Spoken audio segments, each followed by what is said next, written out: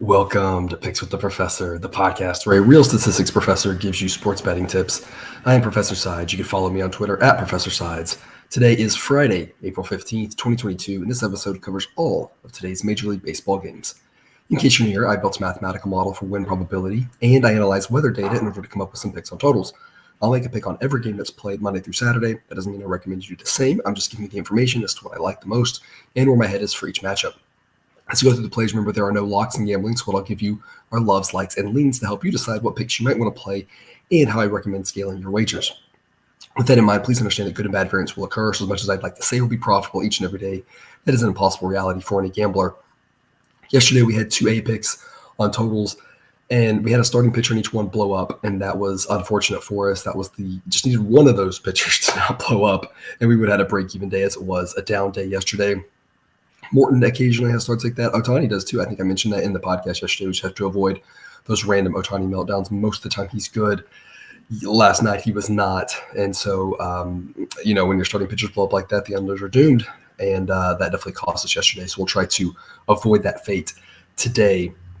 Before we get to today's slate, some reminders. Please hit that like button if you're on YouTube. Also, if you aren't yet, please consider subscribing or following. It's free and the only way to ensure that you don't miss any of the college basketball, MLB, or college football content that this channel provides. Share with a friend if you know others in the game. Hit me up on Twitter or drop a comment if you're on YouTube. I love those and try to respond to as many as I can. Also, you can still hear my voice. It seems like it's gotten worse. I thought it was getting better, and today it feels worse than it's felt all week. And so again, hopefully trying to power through this. We'll see how tomorrow's podcast goes. Hopefully by Monday I'm back, 100% on the audio front. But I'll do my best to power through it here. We got two afternoon games today. The first one is a 1:10 Eastern first pitch. Diamondbacks at the Mets, a Diamondbacks team that we've loved going under on, and I'm going to go under again on this one. The number's 8.5 with a little bit of juice, unfortunately. But I'm going to take under that 8.5. I'm going to take it as a B pick. The only reason I'm not taking it as an A pick is there is about a 10-mile-an-hour wind blowing mostly out to center, a little out to right. The weather will be kind of chilly. I mean, not bad if you live in New York. Mid-60s is a beautiful April day. But for baseball weather, it's still a little chilly, so that'll help. But that wind blowing out is just the reason I can't give this an A grade. As much as we've loved these Diamondbacks under, I think a 2-unit B pick is a good responsible amount on this one. With regard to the game, the Mets are obviously giant favorites. The model thinks the Mets should be a minus 215 favorite. And that's squarely in between the odds for both teams at the time of this recording. And so I don't have any advice for you on the side at this number. Of course, that may change throughout the day, but for now, I think under is your best play here to kick us off on this Friday. The other afternoon game, Twins at the Red Sox, Joe Ryan versus Nick Pivetta. The model thinks this one should be Red Sox minus 121, and so I've locked in a B pick on the Red Sox minus 117. The total is up to 10, which is kind of high, but you do have low double-digit winds blowing out to right there as well, and two pitchers that can blow up, but also two pitchers that can look pretty good. So I'm a little surprised the total is this high. Again, the wind blowing out like that is a slight concern, but if I didn't have a model edge on the Red Sox, I definitely would look under in this game because, like I said, while both these pitchers can blow up, both of them have had some good starts. And so 10 just seems like a few too many for my taste. It's not really overly warm in Boston today. But when the model has an edge on the side like this, I like to go with that, especially early in the season. So the model likes the Red Sox. I like the Red Sox too. It's a short number. They're only minus 117 favorites right now. So B pick on them. To our night games, Nationals at the Pirates, 6:35 Eastern first pitch. Got a good winner with the Pirates yesterday, despite some first inning shenanigans with them putting a shortstop out in right field, two misplays that cost the Pirates there, but they scored so many runs it didn't matter. I mentioned that yesterday that Yoan Adon is a pitcher that we're going to want to fade until the number catches up. That was accurate. The rest of the Nationals bullpen, not good. I kind of see the same thing playing out today. I think that Mitch Keller is the superior pitcher for the Pirates. I think they're the right side to be on. The model thinks that it should be Pirates minus 112. Right now I'm seeing Pirates minus 106, so I've locked that in as a B pick. I think don't overthink this one. I think the Pirates, maybe not the better team, but in this game, you get to isolate the starting pitchers better starting pitcher. Bullpens are a wash. And I think that at a number like minus 106, there's a lot to like with the Pirates. I think they get it done again today. So B pick on the Pirates. 6:40 Eastern first pitch. Phillies at the Marlins. Got an under win here yesterday by the hair in our chinny chin chin here. We had under 7.5 at about even money, and it landed right at 7. Pablo Lopez on the mound for the Marlins against Zach Eflin. I think this is a huge pitching mismatch. So I like the Marlins here. It's minus 117 right now, and I'm giving you an A pick on the Marlins. Model thinks it should be Marlins minus 123. Like I said, I think it's as simple as huge pitching mismatch. I really like Pablo Lopez. I really don't like Zach Eflin. Obviously, the Phillies bats are superior to the Marlins bats. But I think the bullpens are about a wash. And again, now that we're at least into our second start, it'll hold true more so for our third starts. But our second starts around, we're seeing pitchers extend out to pretty close to their normal workloads here. So as long as we can get 6 innings or so out of Pablo, I think the Marlins at a number like minus 117, there's a lot to like there. So A pick for me on the Marlins for that one. Yankees at the Orioles, 7:05 Eastern first pitch. Jordan Montgomery versus Jordan Lyles, the battle of the Jordans here. The model thinks the Yankees should be a minus 185 favorite. As at the time of this recording, that's right in between where the numbers lie for both teams. So no edge on the side. The total's 9.5, and I don't think either one of these pitchers is particularly good. The wind is blowing out double-digit miles an hour out to left. They did extend that left field fence, but the wind blowing out to left is going to help counteract that. I'm going over, even though the number's 9.5. It's minus 105 odds, and I'm going to give it a B pick, my strongest over pick of the year so far. We're going to start off first pitch. We're going to be near 70 degrees, so it won't be cold. The temperature will drop as the game goes along, so I'm hoping for more runs early than late. It's not a game that I'm going to go first 5, though, on. While I like the temperature being warmer earlier in the game, and I don't trust either one of these starters, I think I'd just rather have the full game simply because the Orioles are very up and down in their pen and can easily give up 5 runs just from their bullpen alone. So I'd rather have the full game here over 9.5 as my B pick. But if you wanted to look first 5, it's not crazy. I just personally want the potentially problematic Orioles bullpen as part of the equation for this one. Right around that same time here, we've got Athletics at the Blue Jays, and an Athletics team that's been really good to us here this week. Cousin Jared and I talked a lot about that yesterday. I'm fairly convinced the Athletics can just pull anybody off the street and turn them into a solid major league player. It's what they do every single year, it seems like. Obviously, I don't think they're going to win 90 games, but if they win 80, I don't think that would surprise anybody. They look better than the experts thought early this season against the Blue Jays team that was shut out 2 of the last 3 games here. We were on the Blue Jays yesterday. They couldn't get it done for us. They had lots of runners on base and just couldn't do anything with them, and so that was a little frustrating there. Dalton Jeffries versus Ross Stripling is pretty much a wash. I don't think either pitcher is particularly great. They both have their moments. They're not bad, but they're not good either, so I think that kind of washes out. The model thinks the Blue Jays should be only a minus 163 favorite, so I've locked in just a C pick on the Athletics at plus 166. A slight edge there.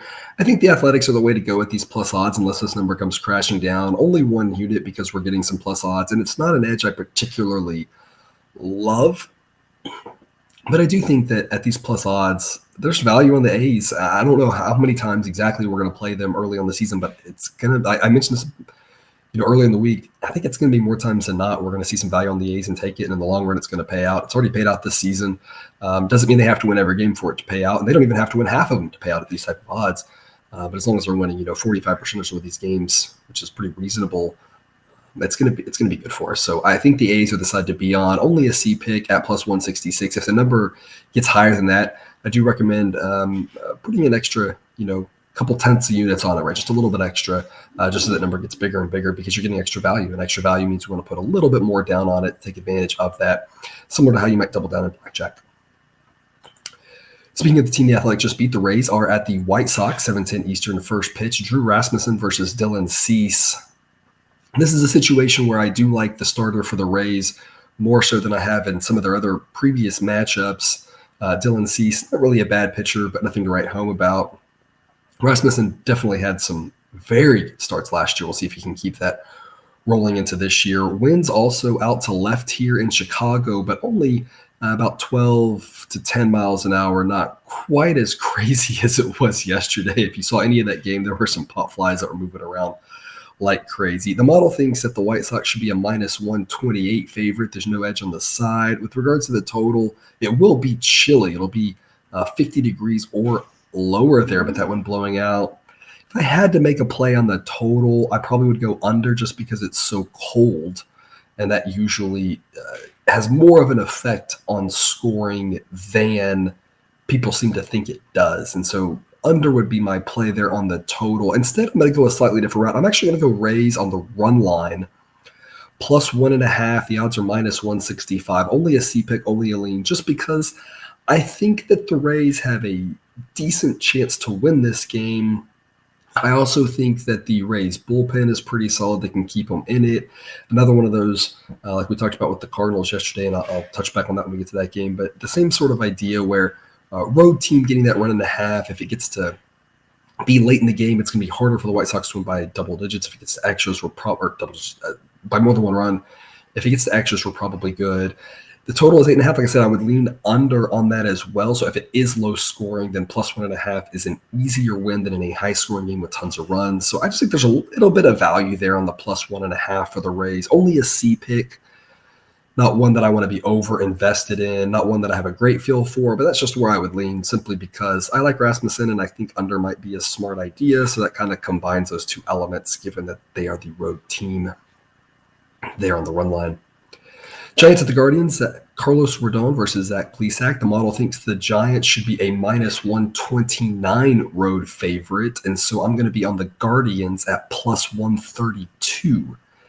That's a B pick for me there. Rodon, a pretty good pitcher. Plesac, not bad in his own right. I think there's value here on the Guardians, so I think we take it.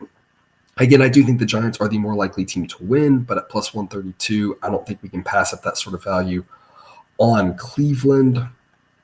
With regards to the weather, it's kind of that same conflicting story that makes it tough to play a total. We do have winds out to right, but the temperature is going to start off around 60, but going to drop to the lower 50s by the end of the game.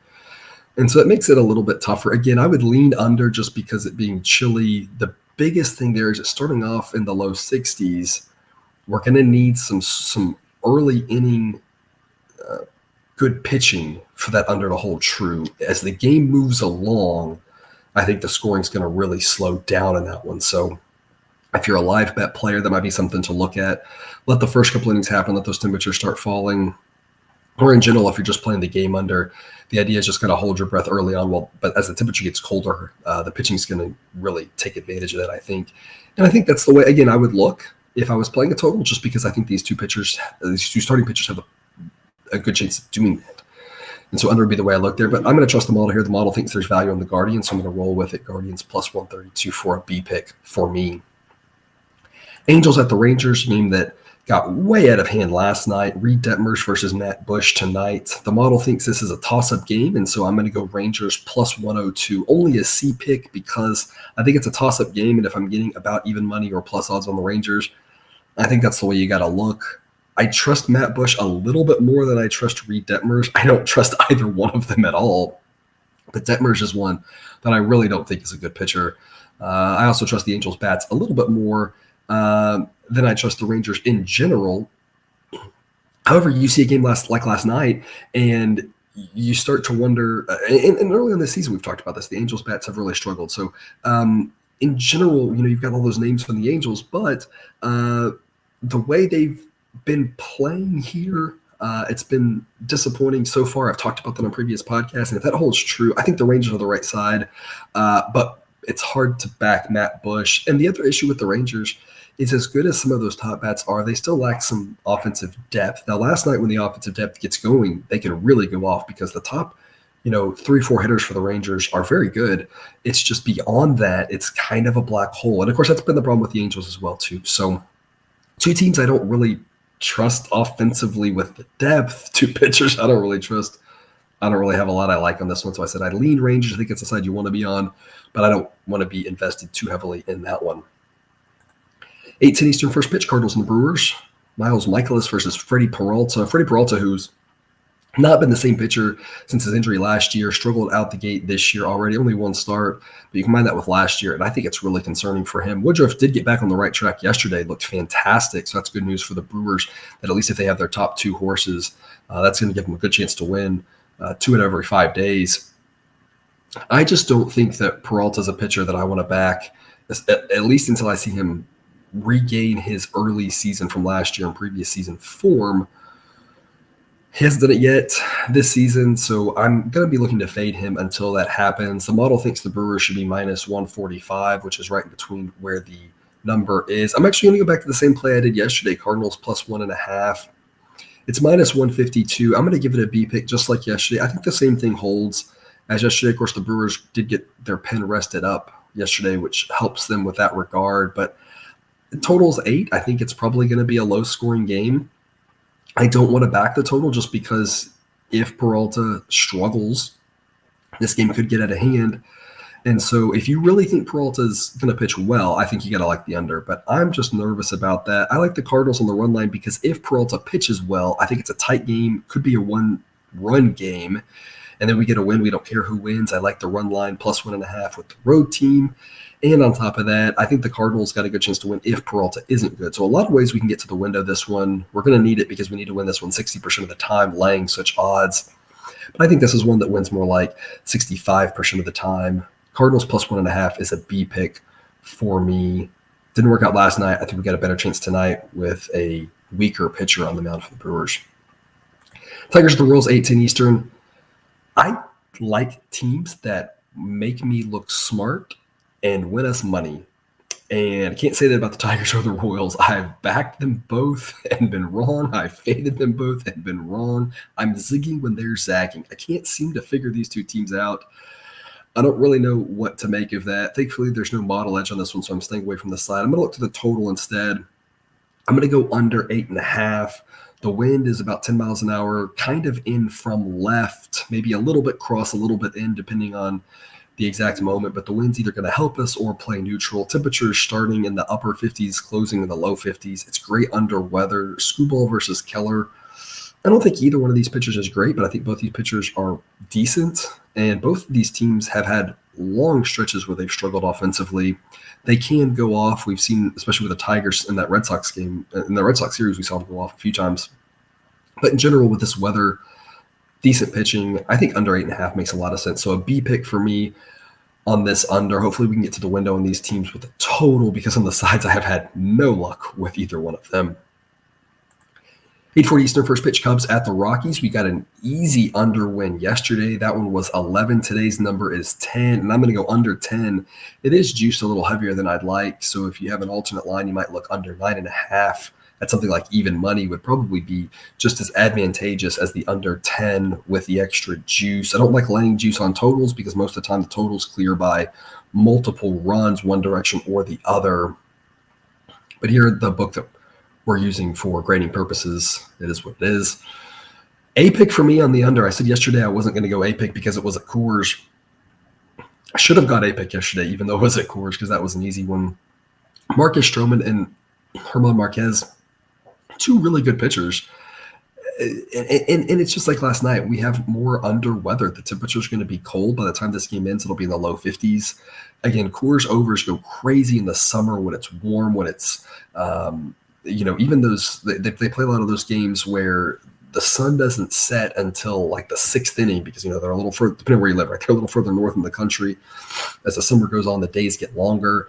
And, you've got 80-degree weather, 85-degree weather for most of the game, and especially those day games, right? The totals can go crazy, but people don't seem to realize that early in the season, especially with the wind blowing in like it is tonight, double-digit winds in from left field, cold temperatures, two good pitchers, and again, a guy in Marquez that I really trust looked fantastic last time out against the Dodgers in Coors. I don't understand why this number is so high. I think it's just the name effect only. Under 10, I like it a lot here. I love this one. This is an A pick for me. I think that with both these pitchers, I think somebody will score. It'll be like last night. It's not like it'll be a 2-1 game, but I don't see this game getting to double digits, so I really like that one there. Braves at the Padres, 9:40 Eastern, first pitch, Kyle Wright and Mackenzie Gore. The model thinks this should be Padres minus 125. It's one of the larger edges we've had all season. So I'm going to give an A pick on the Padres minus 108. I think there's a lot of value here. I do not trust Kyle Wright. I know Kyle Wright looked fantastic in his last start, but I don't trust him to continue that. Mackenzie Gore's looked pretty solid thus far. A promising young prospect. I like to fade prospects when they come up initially if they aren't in that top tier, because I think there's just a little bit too much of that prospect love for the for a team's fourth best prospect, fifth best prospect, that sort of thing. Adon for the Nationals being a prime example of that. But with Mackenzie Gore, I think he's the real deal. I think the Padres are the side you want to be on. The fact that they're only minus 108 blows my mind here. A pick for me on the Padres. The weather should be nice, about 60 degrees, wind blowing across. Given it's that park, given that I like the Padres pitcher, given that the total is 8.5, under might be the pick that makes a lot of sense. But you saw what the Padres did last night, not only to Morton, but to some of the other Braves relievers. I think it's a huge drop off from Morton to Wright. And so under is not a play that I'm going to be comfortable making on this one. Personally, I just think stick with the Padres as the side you want to be on. And under I am comfortable making. Astros at the Mariners, numbers 8.5 at plus 105. So the alternative to that, you might have to pay a little bit more of a price, but you might get under 9 if that's what you're eyeing. B pick for me on this under Odorizzi and Gonzalez. I think both pitchers are pretty solid. Seattle plays as a pitcher's park. I don't think there's much to say about this one other than the fact that, like I talked about last time with Odorizzi, I think as long as he's decent, I don't see the Mariners putting up a lot of runs off of him. I think that one team scores probably like 5 runs, maybe even 6, but I don't see both teams doing that type of thing. I think there's a good chance one team only gets a run or 2 in this game, and that's going to make us successful in the under. Not an A pick, because with the Astros bats, if they get scoring a ton, which is possible, then they start throwing their weaker bullpen arms. They do have a couple that aren't very good back there. We could get out of hand on the scoring late. So not an A pick for that reason, but I do like this one. I do think the under makes a lot of sense. It's just not one that I want to be as heavily invested in. With regards to the side, the model thinks the Astros should be a minus 118 favorite at the time of this recording. That falls exactly in the midpoint between the numbers that I'm looking at. So no edge on either side in that one. Under, I think, the way you want to look. And then to close us out, 10-10 Eastern, first pitch, Reds at the Dodgers. This thing really confuses me. When I look at the pitching matchup between last night and tonight, we saw Luis Cessa for the Reds, not a good pitcher, versus Walker Buehler for the Dodgers, a good pitcher. Tonight, the Reds have an upgrade going to Vladimir Gutierrez. Not a great pitcher, but better than Cessa is. And the Dodgers have a downgrade going from Buehler to Gonsolin. Not that Gonsolin's a bad pitcher, but I think we all can agree a downgrade from Walker Buehler. And yet the number has the Dodgers favored more tonight than it did last night. I don't understand this at all. So this one, the model thinks Dodgers minus 197. Right now, the number is Reds plus 208. So I'm going to lock that in. I'm going to give it a B pick. I'm going to go hard here on this underdog. If we can win this one, it's going to really help the bankroll. I don't think the Reds necessarily win. If you said one game, what do you think happens? The model gives the Dodgers about a 66% chance to win. I just think there's a lot of games in the baseball season. We're going to get action in a lot of them. I think that the Reds are a play that if we continue to make these types of picks, they're not going to win all of them, but they're going to win enough of them to increase our bankroll. So I think there's a lot of value here on the Reds as a nice little over plus 200 dog. I think it's a similar setup to last night. We got that over. Wind is blowing out. It is a little chilly still there. Normal April LA weather. We're going to start off in the low 60s, close in the upper 50s. Wind blowing out, kind of anything can happen. Again, can't say it enough. Not a game I think if you're only deciding to bet one game, tonight, and you decide you're only betting one game for the rest of the season. I mean, I don't think the Reds win this game. That's probably not the best idea. But if you're playing a lot of games, I think there's value on the Reds here at this number. It's no different than opening day. We took the Cubs and got a big plus odds winner. We've taken Oakland, got some big plus odds winners. They're not going to win every time, but when they do, it's going to really help us out. So I think there's value on this number. Reds plus 208 is my play. If that scares you away, I'd go over like we did last night with that wind blowing out. I think anything can happen run-wise there.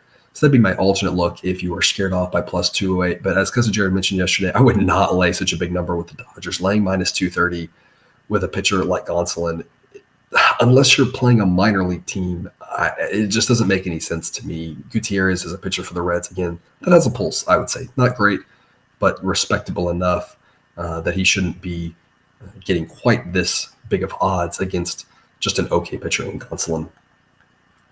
That's all I have for you today. Thanks for tuning in to another episode of Picks with the Professor. A reminder, check out that Google Sheet for model projections and results. You can find that link at the website, www.pickswiththeprofessor.com. If you haven't done so yet, please click that subscribe button to ensure all of the sports betting content we provide on this channel is dropped right into your feed. I will see you tomorrow. Until then, remember, you can eat your betting money. Please don't bet your eating money.